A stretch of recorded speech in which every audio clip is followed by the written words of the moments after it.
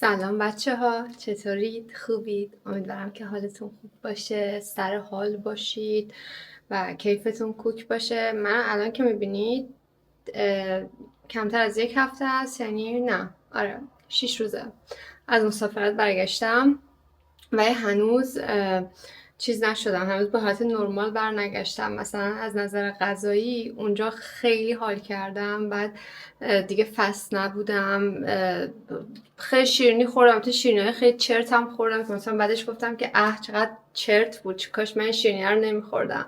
ولی کلا خب مسافرت، مخصوصا وقتی برای اولین بار به یه جایی پا میذاری، دوست داری همه چیز امتحان کنی، همه چیز رو بخوری، بعد ببینی چجوری و اینا. مثلا من الان اگه یه بار دیگه برم مثلا ونیز، خب میدونم که بعد چی بخورم چی نخورم، کدوما رو دوباره بخورم. به خاطر همین الان اینجوری هم که هنوز اون چی میگن، اون اراده‌ای که باید کمتر چیز بخورم و ندارم، چون اونجا همش میخوردم، خیلی هم حال میداد، واقعا خیلی حال میداد تو مسافرت. یعنی من فقط دوست داشتم بخورم. خیلی وقتی اینجوری تو قبلا اینطوری نبودم، ولی جدیدن تو مسافرت خیلی دوست دارم بخورم. بعد همش به خودم میگم که تو وقتی در واقع داری میخوری، یا وقتی یه چیزی میخری که بخوری، یه هزینه میکنی که بخوری، در واقع داری هزینه میکنی برای اینکه یه لحظه. اونجا یه چیزی دیدم، از این جوجوها هست که تو گرما میان توی آرد و اینا، فکر میکنم از اوناست وسط صحبت ها.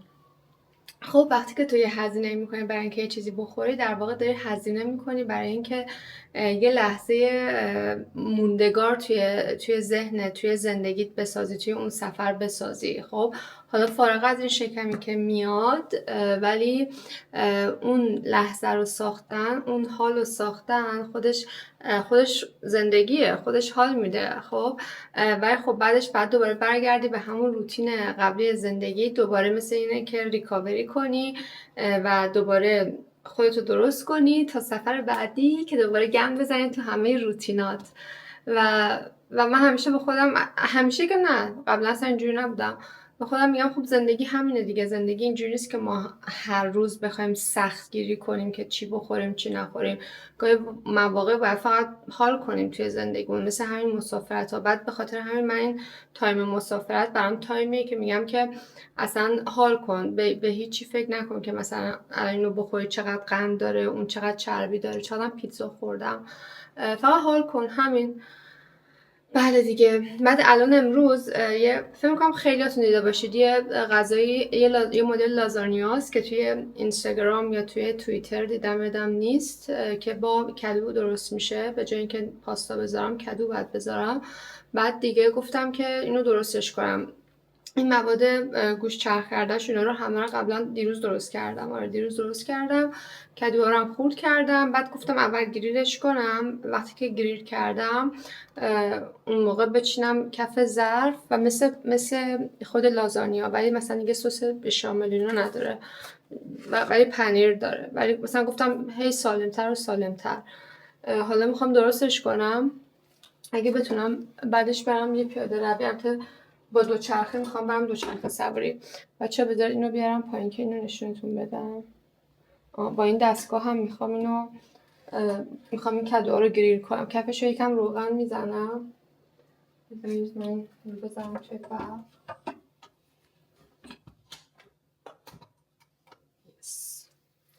بعد اینا من بچه‌ها این اسپره ها خیلی خوبن، اگه ندارید حتما بگیرید استفاده کنید.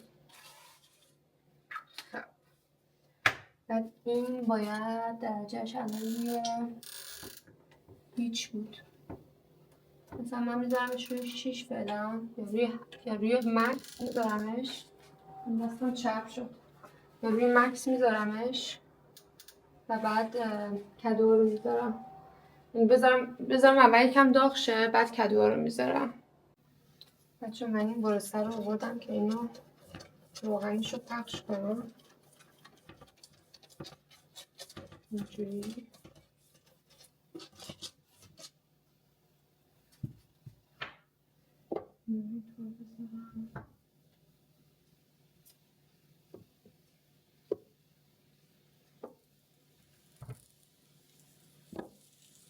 امیدوارم که چیز باحالی بشه. البته 100% چیز باحالی میشه، چون مگه میشه کدوبال اینجور باشه مگه چیزی باحال نباشه؟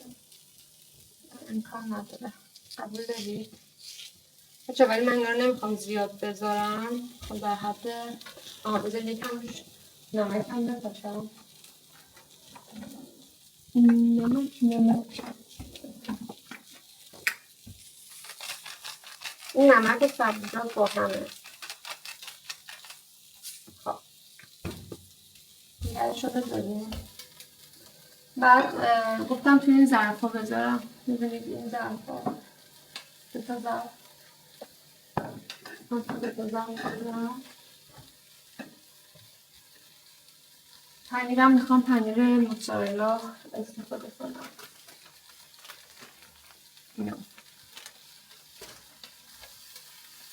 این دستگاه بچه‌ها خیلی خوبن برای گریل کردن گوشت، برای ساندویچ درست کردن، کلا خیلی چیز باحالیه. هرچند که من کم استفاده میکنم ولی خوبه. بچه‌ها میدونید چی شد؟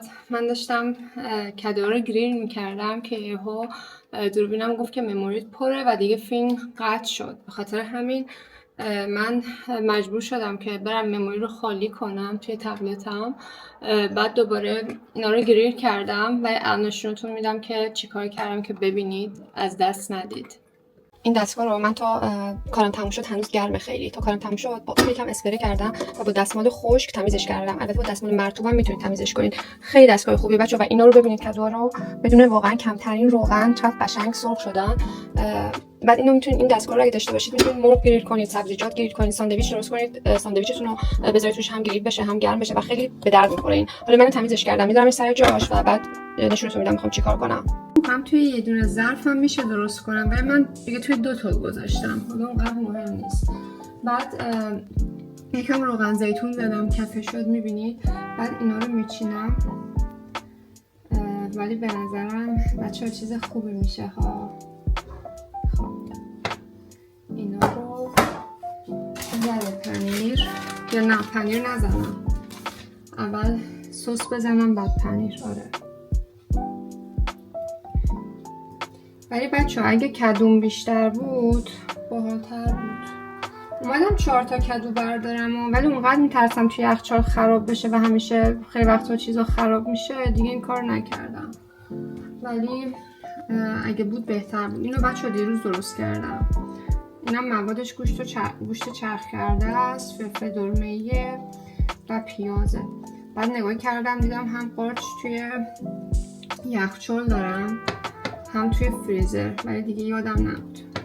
حالا بعد اونا رو بخورم که خدای ناکرده خراب نشود. بچه‌ها من خیلی روی این حساسم که همیشه غذامو بخورم. یعنی مثلا اگه رستوران برم جایی برم تو خونه خودم یعنی همیشه ترجیحم اینه که غذا رو بخورم هیچی دور نندازم. به خاطر همین بعضی وقتا میگم نکنه اینو میخرم چیز کنم خراب بشه. بعد اینجوری هم هستم که یهو همه چی با هم میخرم و بعد ممکنه خراب شه. بچه‌ها میترسم موادم کم بیاد چون سسش کمه. چون توش یکم آب اضافه کنم چون اونقدر آب نداره.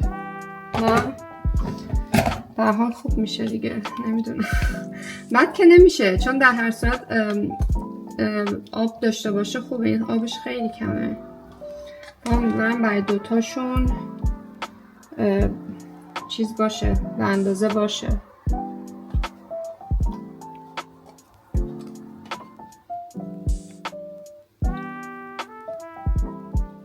یکم بذارم اینجا یکم اینجا. میبینید شما تصویر رو. بچه حالا پنیرم رو میزنم.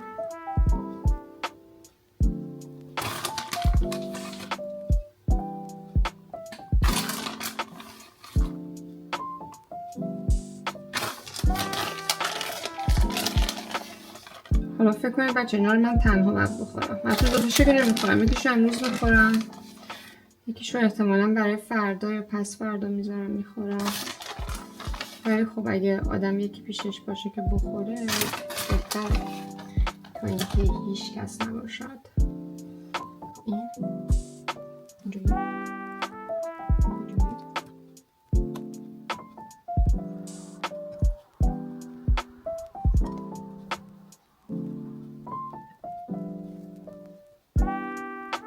نه بچه ها، این سس ها باید به مساوات بریزم که ناراحت نشم.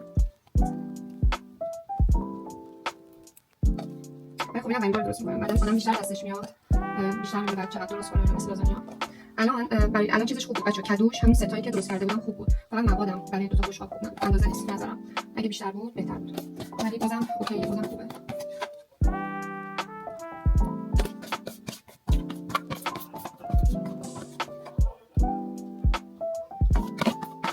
چون این لایه رو چیدیم و این لایه آخری رو پنیر میذارم و بعد میذارم توی فر 2 تا رو با دمای 180 درجه برای نیم ساعت، ولی خب بهش سرم میذارم ببینم چجوریه.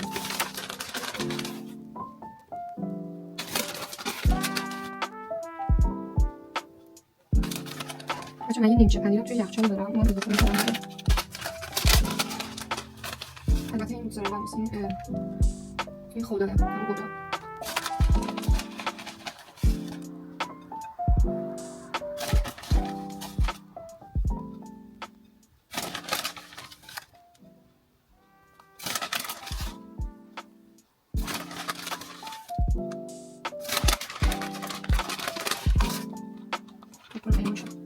بچه من فرمو روشن میکنم و اینو میذارم توی فر و بعد دوباره نشونتون میدم. اینجا رو تمیز کردم، ببینید چه تمیز ممیزه. بعد اینا رو هم گذاشتم توی فر 2 تا رو و منتظرم که دیگه درست بشن. یه نیم ساعت دیگه نگاهشون میکنم دوباره. انتظارها به پایان رسید و این لازانیا درست شد ولی هنوز که نخوردم، نمیدونم چه مزه‌ای هست، ولی حتما براتون مینویسم که چجوری بود. واقعا راستش رو بهتون میگم، ولی فعلا میذارم یکم خودش رو بگیره، یکم خنک‌تر بشه و بعد بخورم. ببینیدش، خیلی به نظرم باحاله و 100% باید خوشمزه باشه، نمیتونه خوشمزه نباشه. چون من طاقت نمیبردم، گفتم یه برش اینجا بزنم.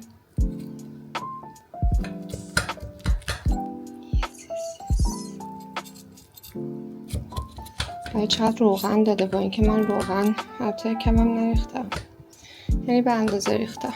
بذارید ببینم چه این شکلیه، مثل بافتش مثل لازانیا. خب 100% نیست، نرمتره و این هنوز خیلی گرمه، یعنی باید بذاری یکم خنک شه و بعد بخورمش. حتما نظرمو بهتون میگم. اصلا طاقت نیاوردم بذارم این سرد شه، گفتم یک کوچولو ازش بخورم که ببینم چجوری است، ولی فکر کنم خیلی داغ باشه. ولی بچه خیلی باحال شده، خیلی باحال شده. بذارید بخورم.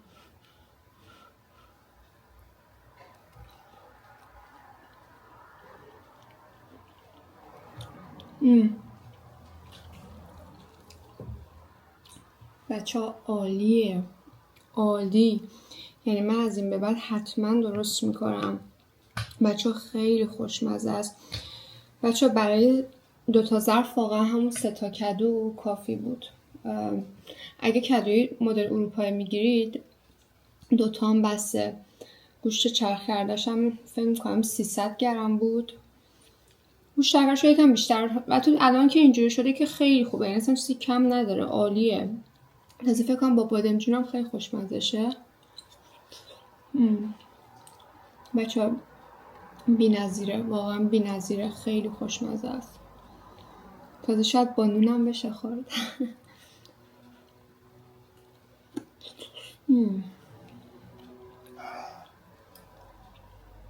بچه ها خیلی داغه ولی واو خیلی خوشمزه است.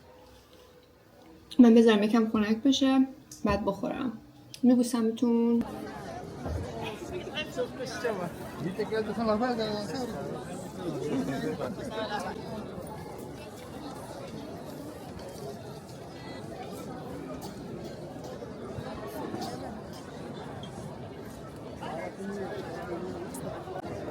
بچه‌ها من این گله رو گرفتم.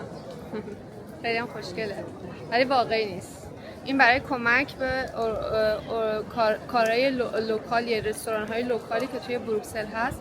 اینا به یه سازمانی که بهشون کمک میکنه. بعد ما باید یه شماره انتخاب میکردیم، بر حسب اون شماره هر گلی یه شماره داره که بهمون اون شماره رو میدن، اون گل رو بهمون میدن. بعد این به دست من، به اسم من رسید. فارسی هم قاطی کردم، ببخشید. بچه اینجا میدون گراند پلاس بروکسل و الان میخوام برم که فرش گل ها که هر ساله اینجا برگزار میشه رو ببینیم. هر سالم با یه تم جدیده.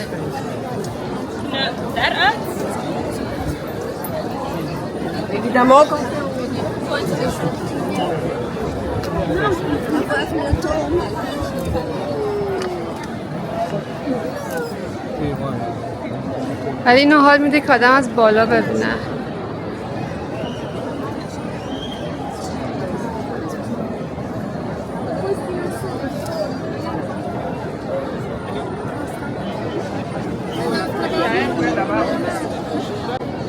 بچه ها بلژیک داره سعی میکنه که این فرش گل رو حتما وارد یونسکو هم بکنه.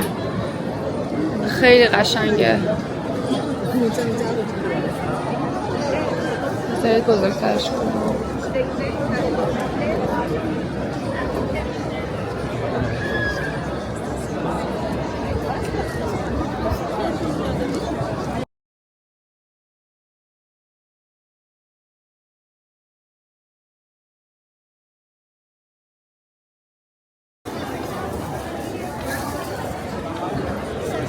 بچه‌ها نمیدونم میدونین یا نه، تن شخصیت بلژیکیه و اینجا روی این دیوار میتونین ببینیدش.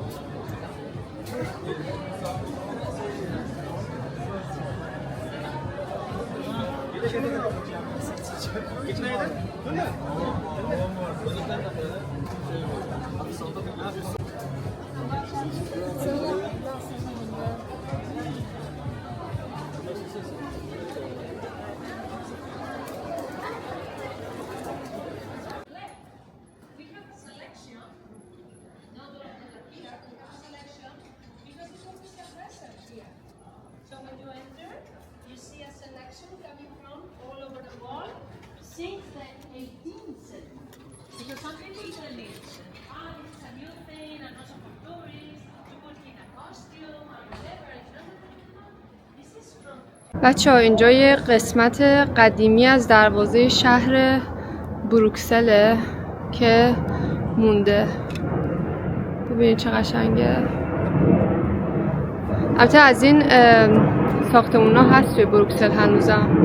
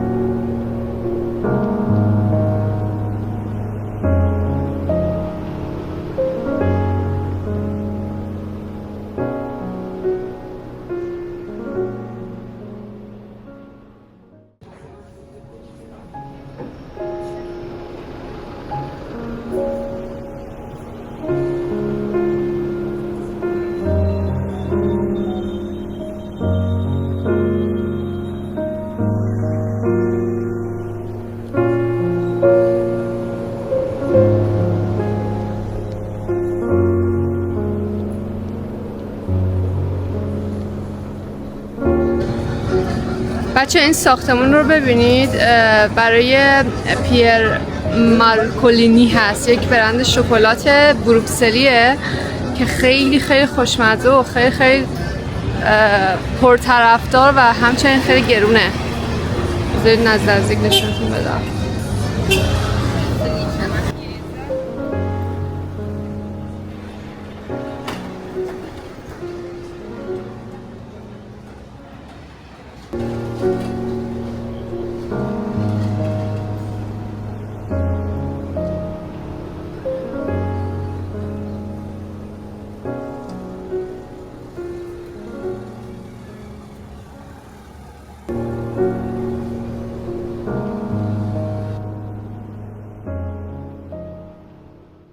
چه همین الان یهو این تراموای برقی زدم به ماشین چپ شد.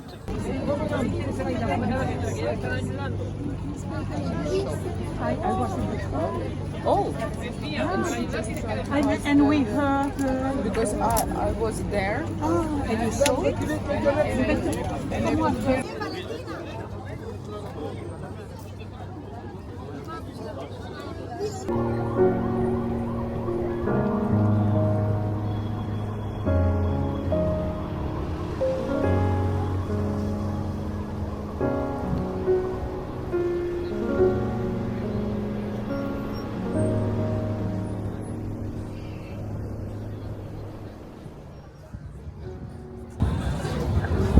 بچه از اینجا میشه بروکسل رو قشنگ دید، یه جورایی بام بروکسله. بذاریم بالا رو نشونتون بدم.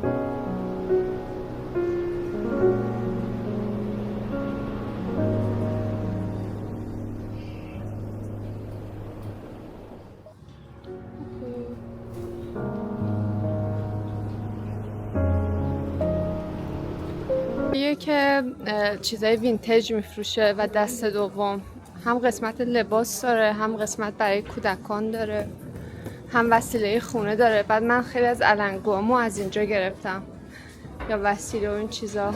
خیلی باحاله.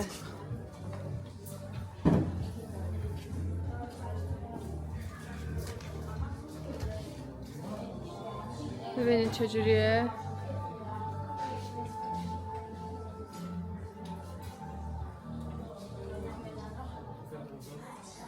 بچه ها من در بدو ورود اینو دیدم و خیلی خوشم اومد و 5 یورو. بعد اینم ببینید، اینم هست، اینم خیلی خوشگله، این گلدونه.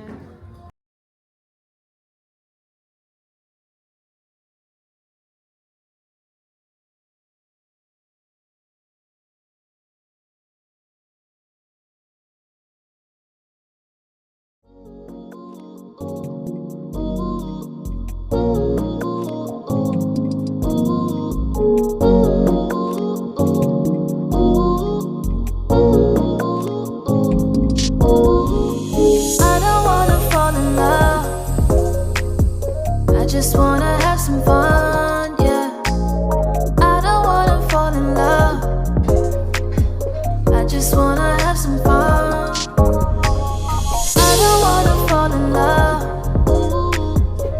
just wanna have some fun, yeah.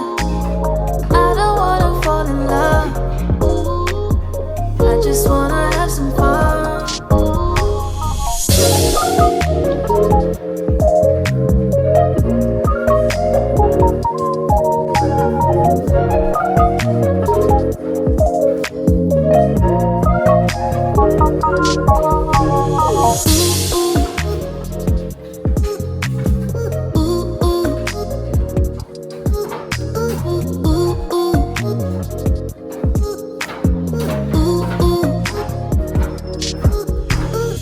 I don't wanna fall in love. I just wanna have some fun, yeah. I don't wanna fall in love. I just wanna have some fun. این کار بچه ها روی پارچه انجام شده و کار دسته. فکر میکنم کار اندونزی باشه، مثل اون تابلویی که دارم و اینو بعد بپرسیم چقدره.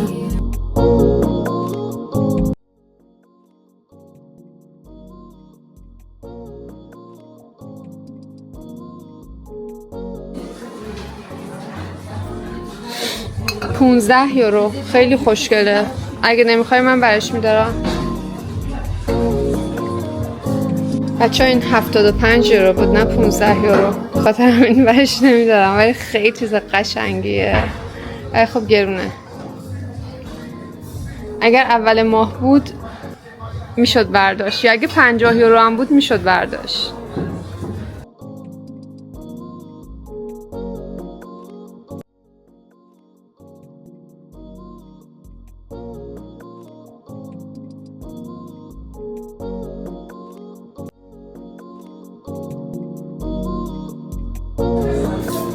بچه اینجا هم قسمت لباسشه. ببینید و من همیشه مستقیم که میرم اینجا این کموده.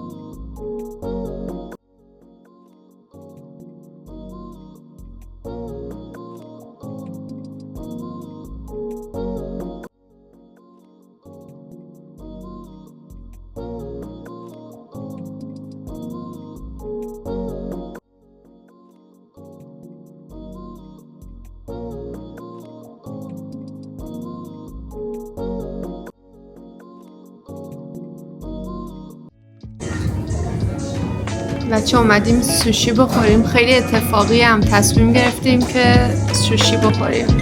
اینم بیر ژاپنیه. سلامتی. جای سوشی خورا خالی.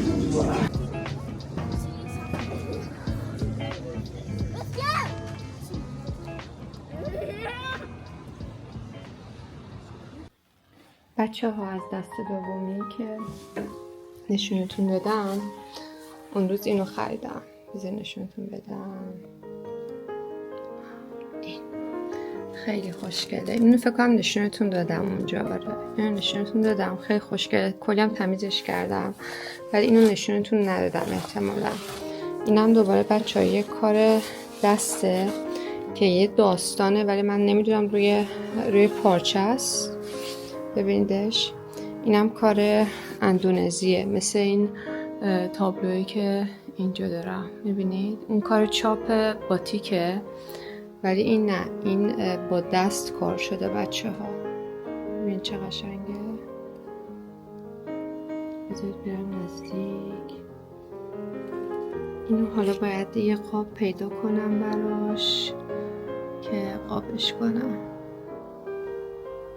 خیلی خوشگله. این هم نشونتون ندادم. تابلو داره مکاشفه میکنه. ببین چیه؟ ببین اینم گرفتم. سلام پسر. اینم گرفتم. خیلی خوشگله. همین 3 قلم چیزو گرفتم. اون توتیه که حیف شد گرون بود نتونستم بگیرم، ولی اینو گرفتم و خیلی خوشگله. میخوام توش احتمالاً منجو قامو بریزم. کارشناسا هم دارن میرن کارشناسی میکنن. خیلی مهمه. خیلی مهمه. نفس